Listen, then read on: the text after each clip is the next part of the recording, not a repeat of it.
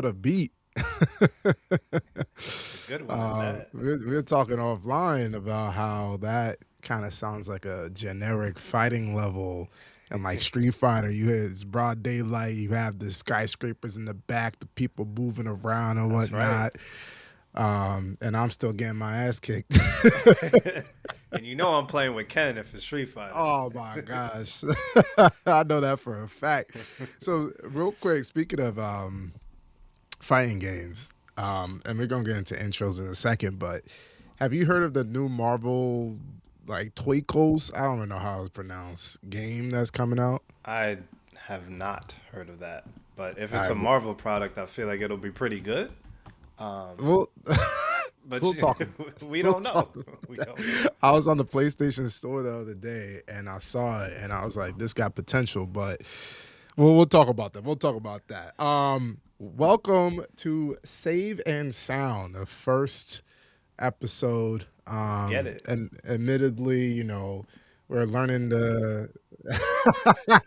Wow, my man got the tools on deck. I see it. Um, kind of building the plane as we're flying it here. I'm T, and this my man KD Carl Deasy. This is Carl Uh, Deasy, everyone. and we've been gamers for since we were born, pretty much. Gamers, all about pop culture, Oh yeah. culture in general, you name it. But mainly for what we want to do and bring to fans is have a platform where we talk in depth about gaming. We have these conversations where we're playing Fortnite, we're playing, Battlefield, Mindless we're playing, games. not even mindless. We just make it mindless because we just talk about life, and we're like, yo, let's just record our thoughts for the masses. And here we are. So this podcast is gonna take a shape of its own, but as of right now, we're knee deep in gaming, and everything that comes out of that, right? Like, I'm a big sports fan too, and sometimes sports and culture and politics and all this stuff blurs the lines. I feel like gaming can be that as well. So And to add, I feel like gaming not only blurs the lines, but all of those facets that you mentioned, they kind of interplay with one another, right? So between the politics, the sports, the games, and all that plays a business. That's usually the angle that I look at these gaming news from. So yeah, we're gonna get into all of it here, y'all. All of yeah, it. we're gonna get to all of it. So there we go. So back to the Marvel mention that I made. Um, so that game, what's interesting is it's a 4v4 Oh, fighter, okay. and it's coming out, I believe, next month. I gotta double check that. But it's gonna have different Marvel characters in it, like from X-Men to The the usual Avengers suspects. and stuff like that. But it's not the usual suspects, which is why I don't know how I feel about it.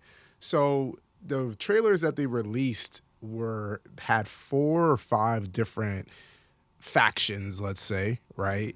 And I don't know if you play as one of them, you can only play as those, or if you can select your own mix and match of characters. So for instance, the first trailer that dropped had X-Men, right? And you see Storm and she's leading, and I'm like, oh great, we leading with Storm, Oh yeah. not Wolverine, not It's a Cyclops. bucket. It's a Yeah. bucket. It's a bucket. not LeBald James, Professor X.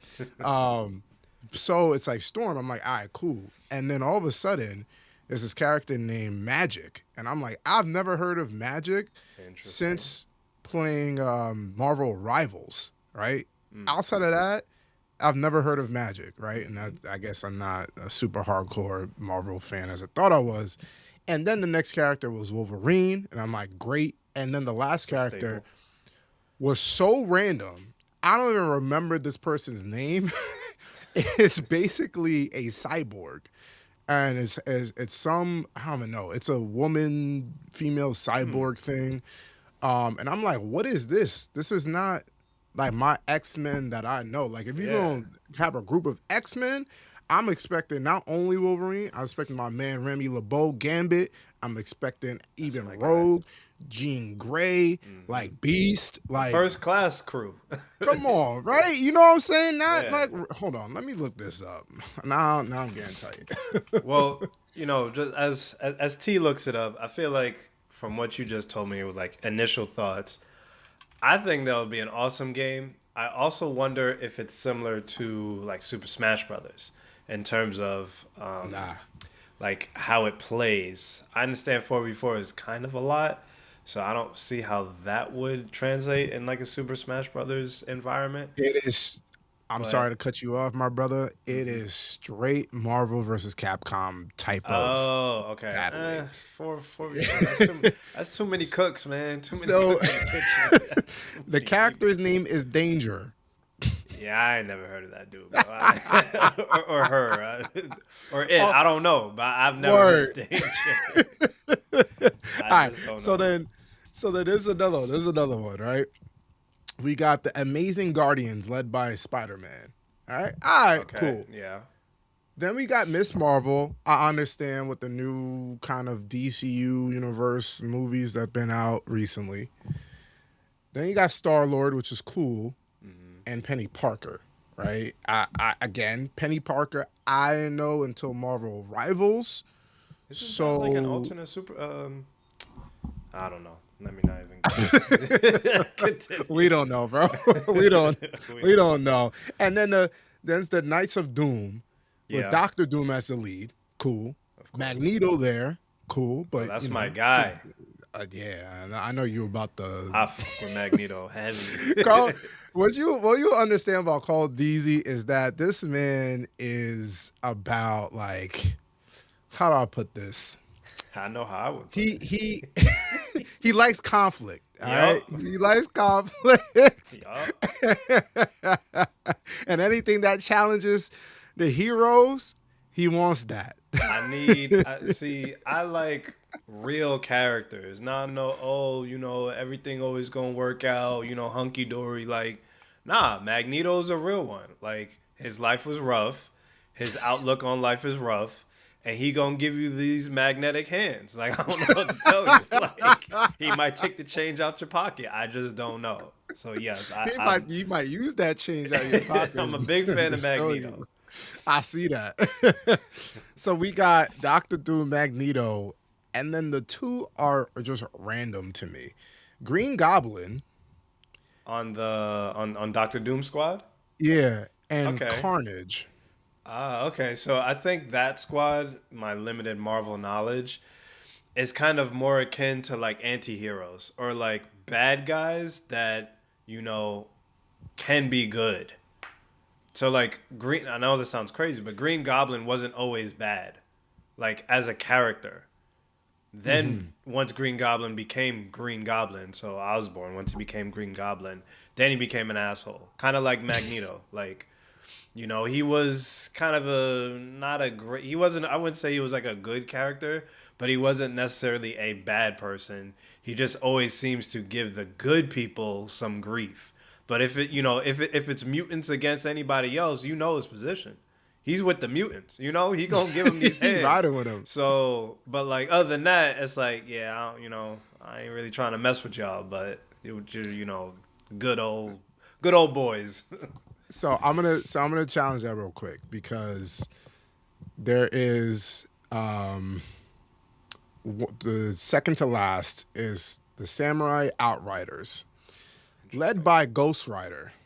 Okay? It's just if we're taking all He's the kinda anti-hero, MCU too. characters, is like random, right? This whole grouping is random, right? So these are just you talking about anti-heroes. I think this is like the anti-hero group. Yeah, So we got Ghost Rider, then we got Blade. Right? Oh yeah, forget what I said before. This is the anti-hero group. This is the anti-hero group. As soon as called, there's a black man with a samurai katana and some Anti-hero. rap. Anti-hero. Deadpool Oh, big anti-hero. for obvious reasons, and Loki. Oh, yeah, okay. So that's the That would anti-hero be my crew. group. Yeah, I know. So I don't know where the Knights of Doom really like. It's more villainous. I'm feeling villainous, and but like yeah. And then the last crew, just because I'm reading off all these now, is the most milk toast stock generic group that you can think of outside of one character. It's the Fighting Avengers. Okay. Like I said, Carl loved conflict. Captain America, for obvious Mr. Hands reasons. himself. The one thing that I give them credit for is Black Panther, Yep. but I can see it's that. Shuri, not Oh. R.I.P. T'Challa. Well, I mean, her kit, she's got those gauntlets. So I know she could throw them hands too, but Yeah, Magneto has something to say about it. Take the change, boy. And speaking of throwing hands, you got Hulk, Of course, yeah, of course. of course, and then Iron Man. Yeah. So Literally throws hands. that's the stock. Like, if you're gonna have a Marvel game, like yes, right. Yeah. But overall, apparently these are the first 20 playable characters that are gonna be in the game, which is where my hesitation lies, because if I'm buying this game, I'm like, oh crap, this is new Marvel fighting game.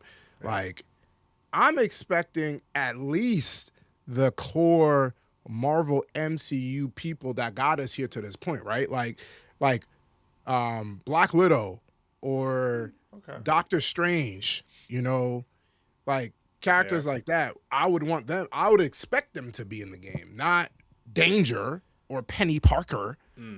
If I'm having Carnage, I'm expecting Venom, Yep. because you're not gonna have Carnage without Venom.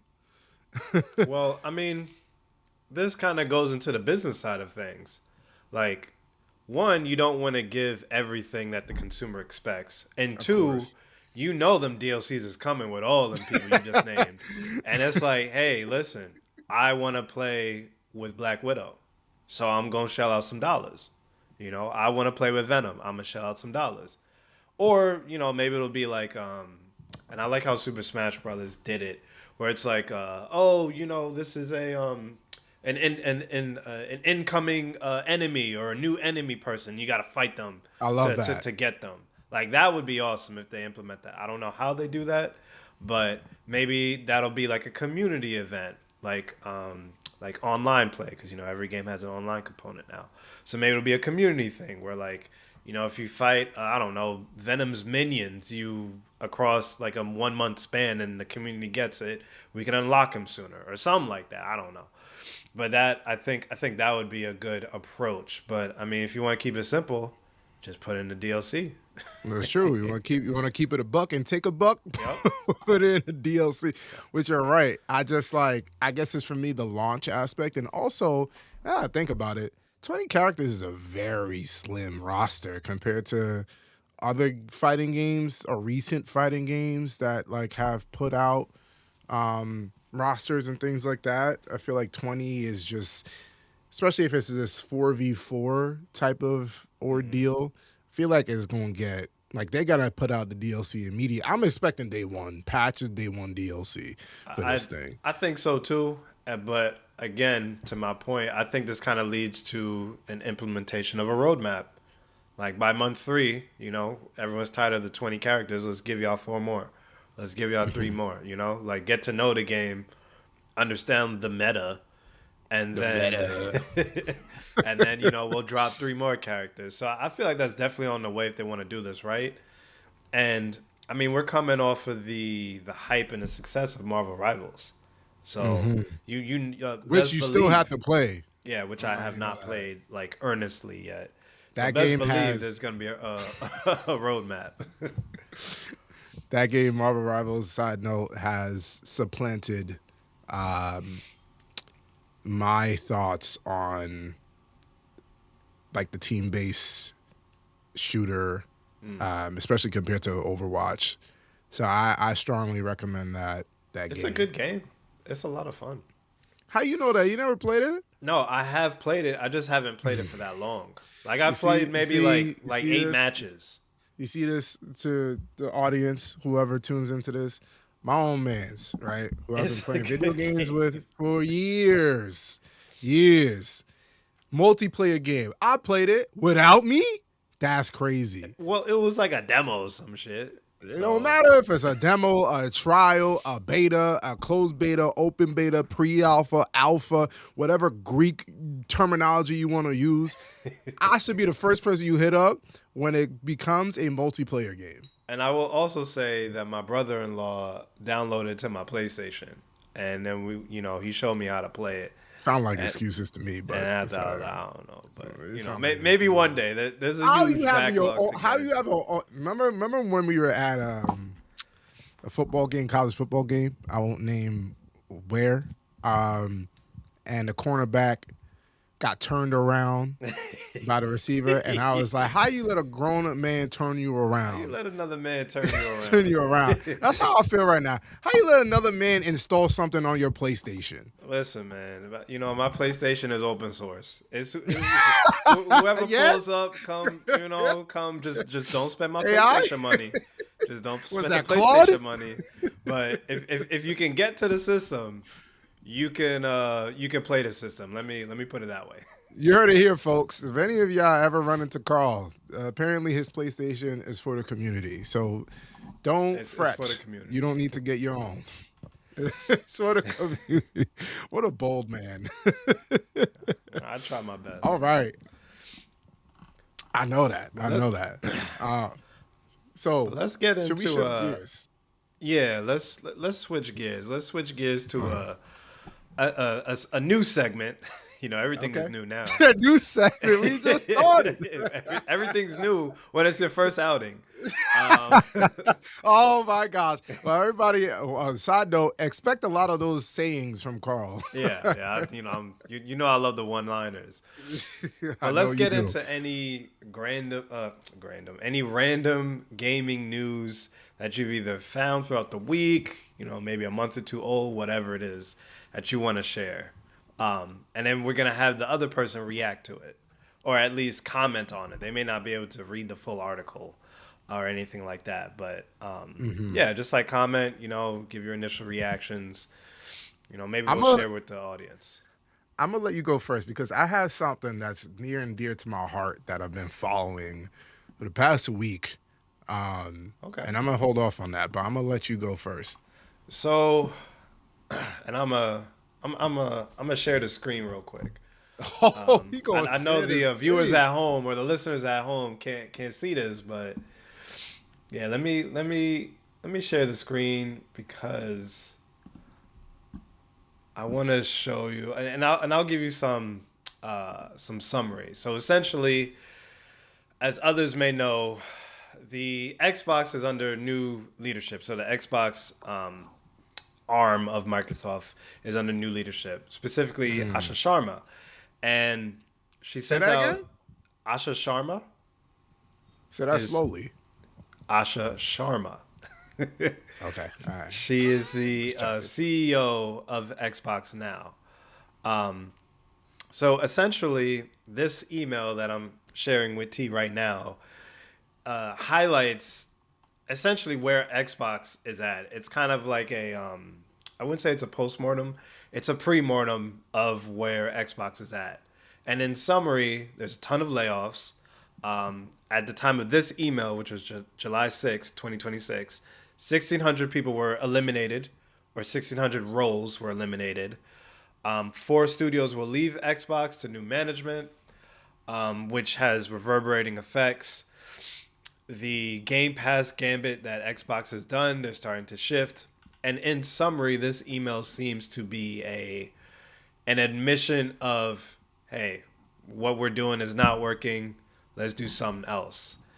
And yeah, I just wanted to share this with you to kind of get your point of view, to see where you're at with the whole Xbox. I know I have a few opinions on Xbox as a company and what they've been doing. And to give some minor backstory, I want to say in the past 10 years, Xbox has been on a buying spree, buying multiple different developers, Bethesda, Activision, Blizzard, um, and a whole bunch of other studios. The group that that made Destiny the first time they eventually spun that off and sold that group. But all this is saying that Xbox bought a ton of companies, bought a ton of developers, and now they're like, hey, we gotta cut some of y'all loose because we're bleeding cash. Thoughts? Wow. Leave it to Carl to bring the business aspect. Oh yeah. Well, one, Xbox record that for those that Those that know. for those that know, once upon a time, Xbox Connect. So I feel like with this one, I feel like Xbox not secretly, but like behind the scenes has just like tapered off, right? Like from I remember from Xbox One when they really, and I feel like it was Xbox One.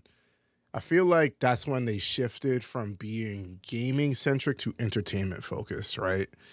And in Yeah. my head, I, as someone who has a business degree, was always taught like to keep like your core competencies, right? Like basically stick to what got you here, right? And like yes, you can build off of it, but to completely like shift and deviate from it, like I feel like puts you in a position like Xbox is in now, right? Where they made acquisitions and made their share of money, but if you were to take a poll of the gamer base, I feel like people would say that Sony is in a stronger place, right? Mm-hmm. As a company when it comes to gaming specifically. So for me, I feel like it's been a long time coming, but I'm not surprised to see this. Also, the debacle with the Game Pass, Mm-hmm. where they've pretty much like pulled the rug under gamers and stuff like that, with the costs and just the adjustments there. Like they ruined a good thing, like point blank. Like I had the Game Pass and I barely played Xbox games like that, but because I had the flexibility to be like, you know what, this game is coming on a Game Pass, let me get that, let me hold on to my subscription. Like it was very useful. Now I'm like, I don't want no parts.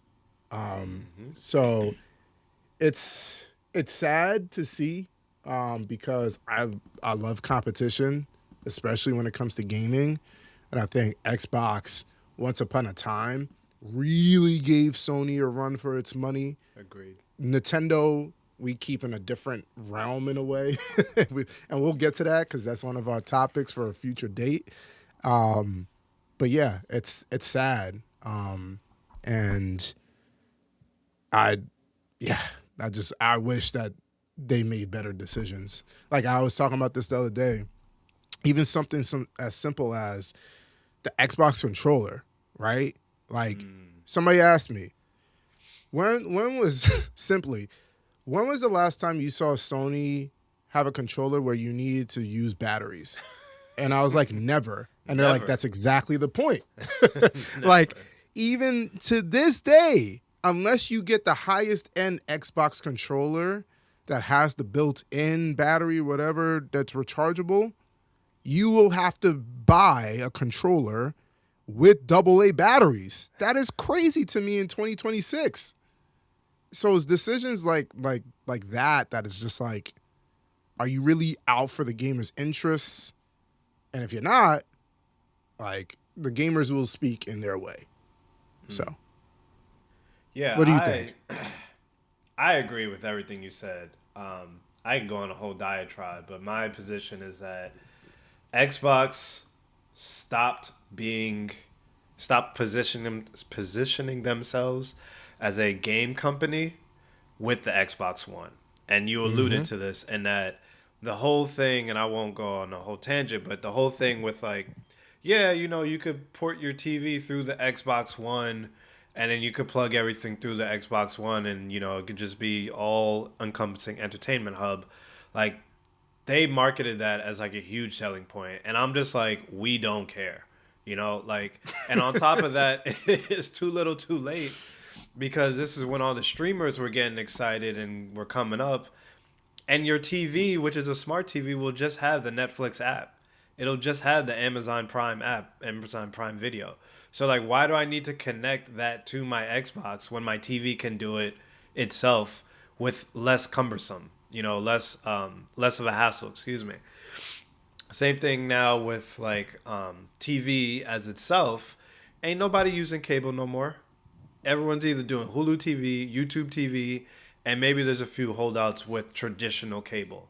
So Like we don't me. need to port, yeah, like you. I gotta like watch my Knicks, boy. Come on we now. don't need to port the cable box through the Xbox One. And I think that was, although Xbox One had a few hits, I think Xbox started to have the slow slide into mediocrity with the Xbox One. The Xbox 360, for all its flaws hardware wise, that's the one console that I was like, damn, I missed out on a lot You during did the miss Xbox out. 360. You did. Yeah, it was like top tier. To finish, once the PlayStation 4 came out, it's like there's really no reason to get an Xbox in my opinion. Only for certain exclusive IPs, but they haven't even been doing that well. So Gears of War disappeared. Halo Infinite was mediocre. And other than that, what other Xbox specific IPs does the gamer care about now? No. I So remember yeah, there was an IP that came out with the 360 Sunset Overdrive. I remember that game.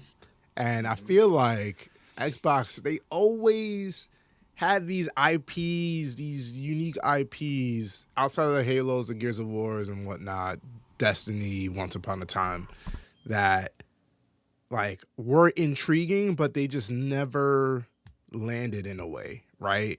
Um, It didn't and stick. to your point, now there's really no IP because Gears of War got spun off like in a way. So Yeah. I think again, I could get fact checked on this, but I'm pretty sure that it'll be available for PlayStation. Yeah, at least the Halo, remake, I think. I think the Halo remake might be available for PlayStation. I could be Yep. wrong on that I believe it is specifically. as well. As we talked about with Destiny, that was like creme de la creme. Now, not even in existence anymore, pretty much. So and then you contrast that with Sony's, right? Sony still has The Last of Us. Sony still has, I mean, Uncharted hasn't come out in a long time, but like I'm sure they really wanted to spin that up, they could, right? Even Bloodborne at once upon a time was a Sony exclusive, right? Yeah. You know, Gran Turismo. Like, there's just so many. Even Forza was a Xbox Microsoft exclusive, and now that's on PlayStation. So a Is it lot, really? yeah, yeah. Oh, wow. So a lot of Xbox and Microsoft's products now on Sony, where vice versa is not really happening, right? Like, Yeah. so it's a crazy state of affairs, for sure. Yeah. It's sad. By not playing the console wars, Xbox fell to the wayside. But yeah, what's your article? Man, there's so much to talk about. This is not my article, but I do want to bring this up because I feel like we're gonna have to talk about it at a different episode. But when you're talking about the competition, I do want to express that this probably also helped empower Sony to make the decision to not have physical discs anymore. So I just want to leave that out there for another topic. But my thing, oh my gosh, and this absolutely will dovetail into a later episode, is I don't know if you've been following what's been going on with college football 27. I have not. So I've heard a few stories. oh boy. Oh man. So basically, and you know how much I love my college football since Oh, we know. college football We know. 06, right? So, man, where do I even start? Where do I even begin? So I was about to buy college football 27 this year, EA had implemented all these changes that I was excited for. I'm like, all right, it seemed like they actually put some real sweat equity into this year's game, right? And when I played the trial, I was like, okay, like this looks good. But then all of a sudden the game dropped, right? I was gonna buy the game on July 6th. I was gonna buy the deluxe edition, right? To play it 3 days earlier. Big That's spender. how hyped I was, right? And then all of a sudden I started seeing some news circulate about microtransactions. I'm like, bruh, Oh, dog. don't tell me this now. It's an EA product. Yeah, EA but like I thought this was only gonna be for Ultimate Team, right? Ah. And I know we got a couple of minutes left before we gotta end the podcast of this episode, but we'll make a part 2 to this. Essentially, they put in microtransactions into the single player modes that are pretty much offline. Oh, hell no. Come on, dog. Right? But here's the crazy thing is the EA creators that go down and test the game out and all that stuff, EA said nothing to them, right? Of course so not. They're telling, their fan bases, hey, like the game is good, blah, blah, blah, blah, blah, all this stuff. And then the game drops and there's microtransactions in those modes, Dynasty and Road to Glory. And the way that it's implemented is so hellacious because they essentially are capping you or bottlenecking you in a way so you don't progress fast enough with your character progression or your coach progression, which in turn you can't recruit as well as you could. So And you're kinda also stuck. you really can't get to level 99 as your own character, right? And in previous iterations of the game, they had XP sliders, right? That you can adjust to make things faster or slower, however you want to. They removed those. And then added in the microtransaction of, hey, if you want to gain 10 levels, it's going to cost you $20. If you can get 50 levels, it's going to cost you $50, right? And so, as I was following this online, they're like, yo, how am I going to buy $100 worth of levels? That's more than the damn game itself. Yeah. And then somebody else with the Dynasty build, they said Nick Saban, the most winningest coach in college football history, right? Had won whatever amount of national championships in 20-something years. If you played that long in the game, you still wouldn't reach max level. That's the number one coach of all time. He has to be max level. Imagine that. Imagine that. So, long story short, a hashtag, one of the creators that I follow on YouTube, his name is Bordeaux. He basically created this hashtag.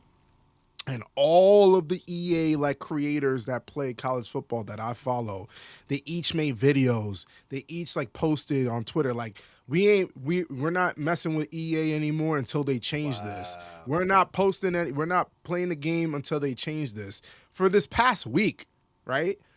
And last night, EA put out a note saying that they're going to remove the microtransactions from They already did it. They did it this morning. But it created such a big revolution that I want to cover it because I think not only for college football fans but gaming in general, I think this has a potential to be a flashpoint. That is a big moment. Because as a community, that's the only reason why they changed it. Mm-hmm. Because we as a community were saying stuff about it. And you go on Steam, right? And the ratings are overwhelmingly negative, and it's only about the microtransactions. Mm-hmm. It's not about the gameplay. It's the microtransactions. So yeah. So that, and I have an article, the New York Times covered it. I think Fox covered it. These major outlets covered it, and it's a big thing. So I'll hold off there because I got a lot about it. Well, I'm a react real quick, and Yep. I'm gonna keep it brief because we got to close out. One, this does not surprise me. Hmm. It's an EA sports video game. This is what they do, and for the long time listeners, y'all are gonna hear this a lot. We don't do day one purchases for this exact reason. We never do day one nothing. Don't be pre-ordering nothing except maybe Grand Theft Auto 6. We don't do day one whatevers. So, and the last thing I'll say is EA Sports. It just doesn't surprise me. EA is not even EA. EA Sports Division specifically literally goes out of their way to inconvenience the gamer and make more money. And people still sign up day after day after day. So I'm happy that, that gamers took a stand, especially the EA creators, whatever segment of influencers and reviewers that were doing that. They actually took a stand because oftentimes people get the money and then they sell out. So this is a sign of a good thing. But yeah, that's crazy. I Yeah. didn't think it was that bad to lock people out of single player modes, but it's EA. Like they're gonna try some slimy stuff. Like it is what it is. They're gonna try to So push the limits. So there's a lot to unpack there. There's EA like as a company who they got bought out by, um, and then like how it cascades into the different video games. So there's a lot. Even there was even EA FC YouTuber that has like over 1 million views chiming in on this. wow. And he's just like, I stand with the college football community. Like it's Let's deep. So go. yeah, I know. I was hyped. I was hyped. Let me tell you. So, with that said, look, we got a lot to build off of from this first one. I want to end on a high note. So, I'm gonna ask a question. It's gonna be really quick, just really quick. Okay. All right. Give me a quote, a saying. It could be something that you made up yourself. It could be something that you read that you want to leave off with. I'm putting you on the spot. I know. Well, since it's Anything. got to Could be be the off. silliest thing. So since it's off the cuff, and because I'm reminded by this, because you actually had to remind me, the quote is "Hesitation is defeat." Hey, Sensei Ishikawa! Let's And I go. bring it Shout out up real Sekiro. quick. I bring it up real quick to say that even in life, if you're pensive, you don't know what to do, blah blah blah, hesitation can be an issue. So, yeah, and one that was a fire ass game, and you really can't sit and think about things. You just gotta go. You gotta be on go mode. So yeah, that's my quote. I love that. That's a great quote. I don't know how I can top that. I guess I shouldn't hesitate. So, what do I got? I asked this question with nothing top of mind. Um, I'm gonna say I'm gonna make something completely up. Um, love your people, love your life. Strife ain't it. That's it. Okay, I like That's that. it. That was deep. That was deep. That's what was it? A little too deep for the intro. Oh, we gonna talk about music too, boy. Just you wait. Just you wait. Yeah. With that said, I'm gonna make something up. We just saved the file. We just saved the file. So We did till just say next the time. file. That's right. All right, we'll see y'all. Peace.